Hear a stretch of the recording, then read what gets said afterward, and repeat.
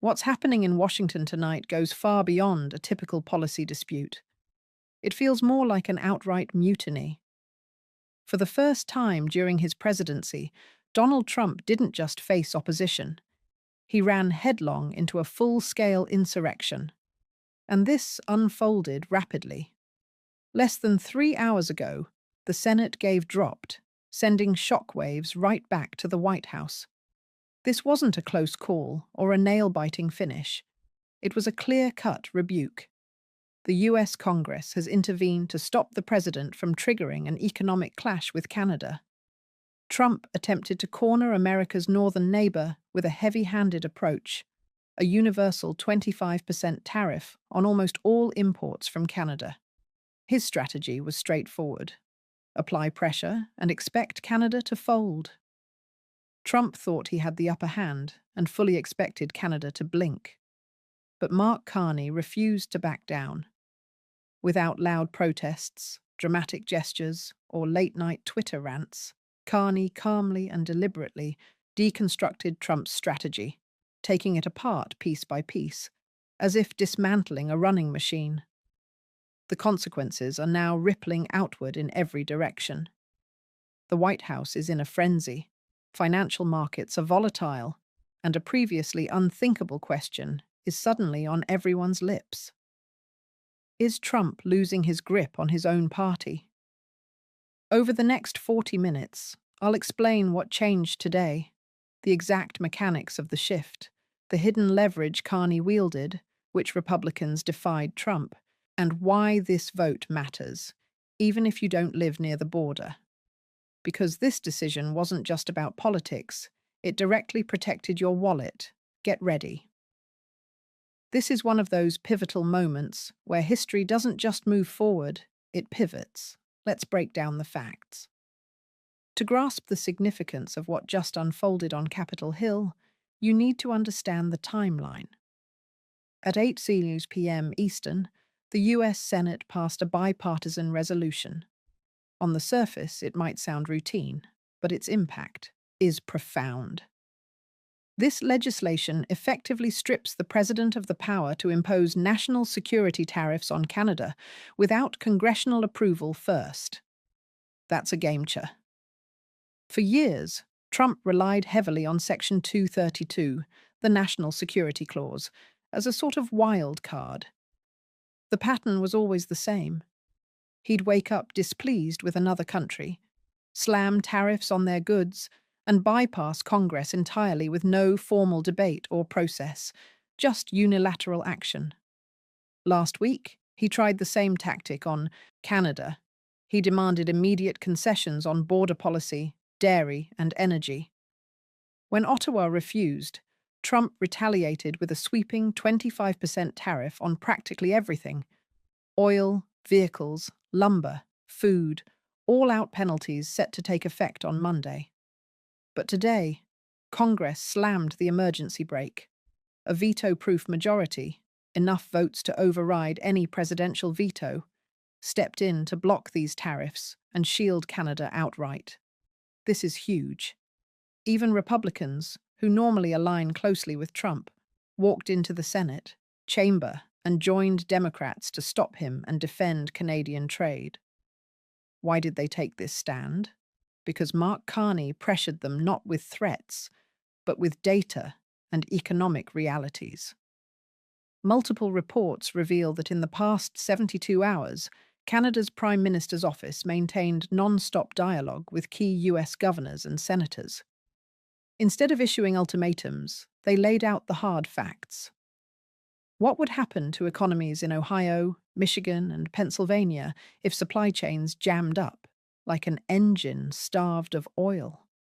US politicians responded predictably when faced with a looming economic disaster. They panicked. They saw Trump driving off a cliff and decided to take control of the wheel. Trump is furious. His press secretary has even labeled the Senate's vote as treason. But legally, the situation is clear-cut. These tariffs are dead. For the first time, Canada didn't just endure a Trump attack. They pushed back and won. Now you might be thinking, Lawmakers vote all the time. Why is this moment different? Because this wasn't simply a standard policy dispute. It shattered the usual political hierarchy. The proof is in the vote tally alone, 74 to 26. In a deeply divided political environment, you rarely see 74 senators agree on anything, not even where to get lunch. Yet 74 senators united to declare Trump's trade war a self-inflicted wound. What really stands out, 25 Republicans broke ranks to oppose Trump. And these were not just the usual never-Trump dissenters. This was a significant crack within his base. These senators represent reliably red states, people who often depend on Trump's endorsement just to survive their primary elections. They analyzed the data from their constituencies, watched fuel price trends closely, heard the concerns of local employers, and reached a pragmatic decision. Offending Trump was less risky than causing economic harm to their own voters. One Republican senator from the Midwest was overheard leaving the chamber saying, "I can't sell a recession to my constituents just to make a point." That wasn't bravado or political courage. It was the sound of hard reality sinking in. The second piece of evidence was a corporate letter leaked just hours before the vote addressed to the Senate Majority Leader. The letter was signed by CEOs from 3 major US automakers and 5 leading energy firms. Its tone was frank, bordering on urgent. The CEOs warned that if Canadian tariffs began on Monday as planned, assembly plants in Michigan and Tennessee would halt production within 48 hours. They also predicted gas prices in the Midwest could jump by 40 cents per gallon almost overnight. Simply put, they declared this was no negotiating tactic. It was the collapse of critical supply chains. Sources say Mark Carney expected this letter, and that his team contributed some of the underlying data. He recognized something Trump often overlooks. Bluster may look good on camera, but it falls apart when faced with concrete numbers. The third piece of proof came from a now viral photo taken yesterday in Ottawa's War Room. Mark Carney was seated alongside trade ministers at a table covered in maps, not of Canada, but of US congressional districts. This wasn't a generic defense strategy. It was a targeted political campaign. Canada identified the American districts that would suffer the most from a trade conflict. Districts critical to Trump's hopes in the midterm elections, and ensured those members of Congress understood exactly what the consequences would be. This was political warfare executed with surgical precision. Canada arrived wielding a sniper scope while Trump was firing a shotgun. After the meeting, a reporter asked Carney if he worried about incurring Trump's wrath. Carney calmly adjusted his glasses and said, "The math works for us. I hope the president double-checks his numbers." That wasn't a soundbite. It was a calculated warning delivered with quiet confidence. But why now? Why is Donald Trump, the man who reshaped the Republican Party in his mold, suddenly struggling to win votes in his own Senate? The answer lies in the waning power of his old tactics. Trump's edge has long been unpredictability. He embraces what he calls the madman theory. The idea that if everyone believes you might destroy everything, they'll give in just to protect what they have left. It has worked before against Mexico and partially with NATO. But it's not working here. Not with Canada, and not with Mark Carney. Trump has trapped himself. His escalation strategy involves threatening tariffs, border closures, and tearing up trade agreements like the USMCA. Usually the other side panics, rushes to meet him halfway, and he claims a win. But this time, the response was calm and calculated silence, plus preparation. When Trump revealed the 25% tariff plan, Carney didn't fly to Florida to negotiate, beg, or argue. Instead, he published a retaliatory tariff list targeting US products politically important to key senators. Bourbon from Kentucky, electronics from Texas, making the threat concrete and personal for those who would bear the brunt first. Trump tried to ramp up the pressure by going on TV, accusing Canada of exploiting the US, attempting to rally his base. But many voters, already strained by rising inflation and job insecurity, heard not strength, but risk. Canada is America's largest goods customer, more than China, Japan, and the UK combined.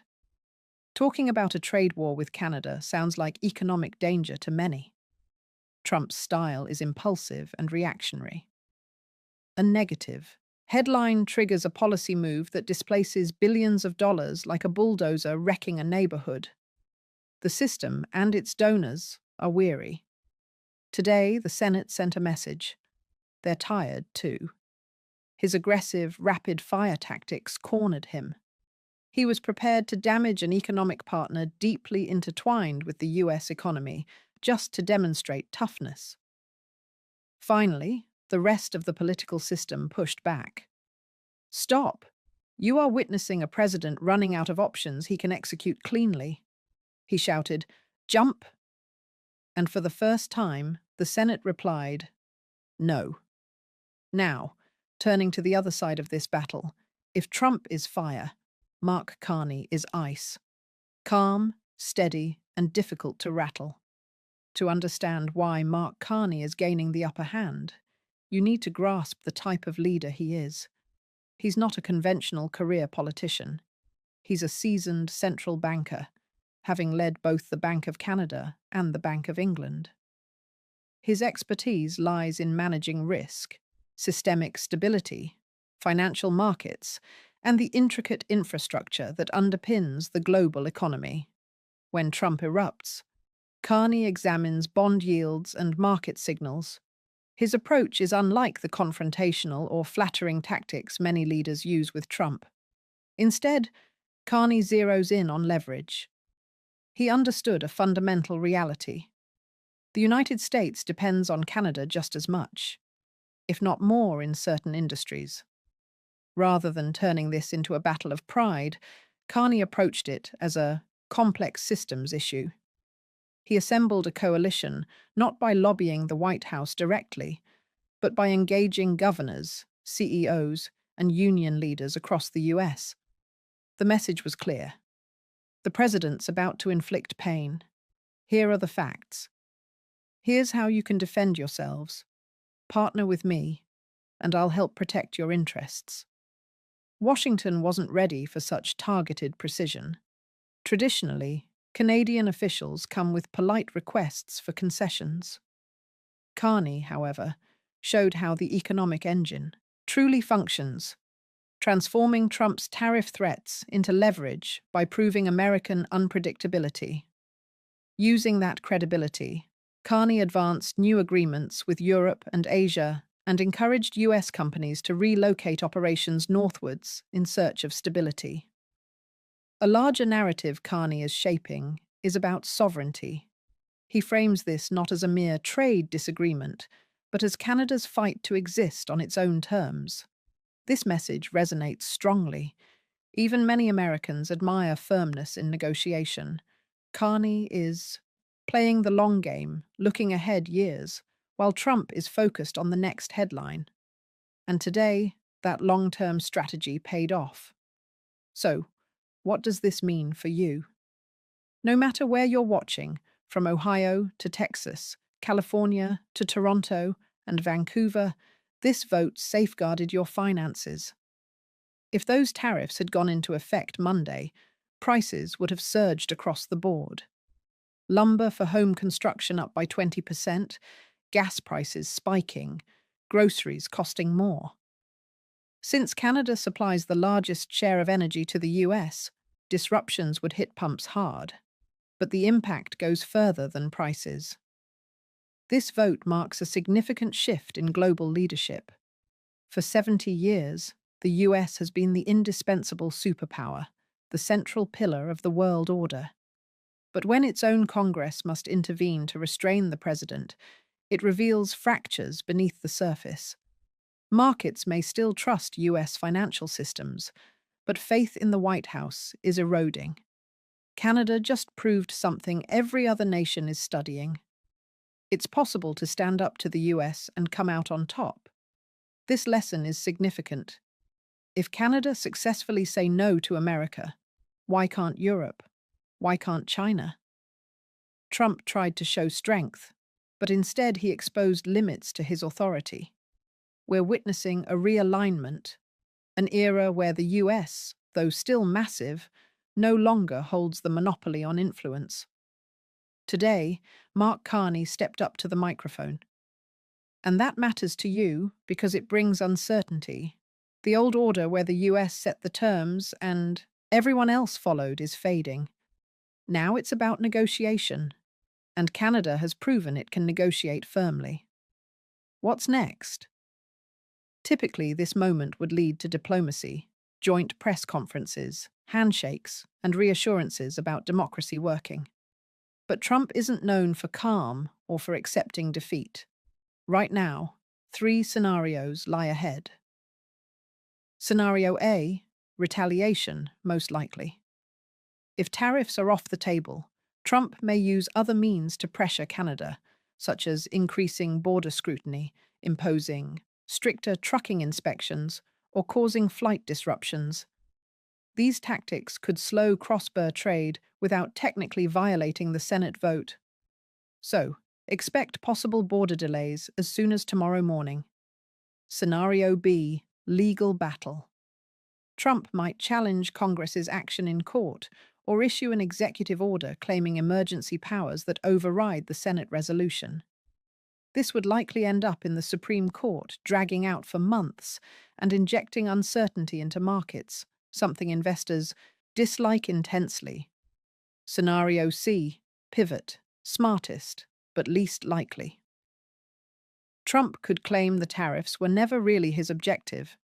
He might declare victory by asserting Canada agreed to major concessions, making the tariffs unnecessary. Such a move would be disingenuous, but would allow him to save face. However, his current social media activity doesn't signal a retreat or recalibration. Instead, it shows escalation. He's openly attacking the senators who opposed him, calling for primary challenges against them and threatening to withhold federal funding from projects in their states. A wounded political figure like Trump is unpredictable and potentially dangerous. Carney recognizes this volatility as well. That's why Canada's military remains on high alert, and the trade war command centers in Ottawa aren't celebrating just yet. They understand the first skirmish has passed, but the larger storm is still imminent. Expect more disruptions ahead. This moment was not the conclusion. It's the end of the beginning. Today, the world didn't shift with bombast or chaos, but with a measured roll call vote. Congress drew a clear line in the sand, choosing economic stability over blind political allegiance. Mark Carney demonstrated that victory doesn't require being the biggest global player. Sometimes it simply requires being the smartest. Trump may be down, but he rarely stays down for long. The next few weeks will challenge the American political system in ways seldom seen before. Now, I want to hear from you. Did Congress do the right thing by protecting the economy, or did they betray the president? And do you think Carney is protecting Canada's interests or provoking Trump into more extreme actions? Share your thoughts in the comments below. This story is far from over.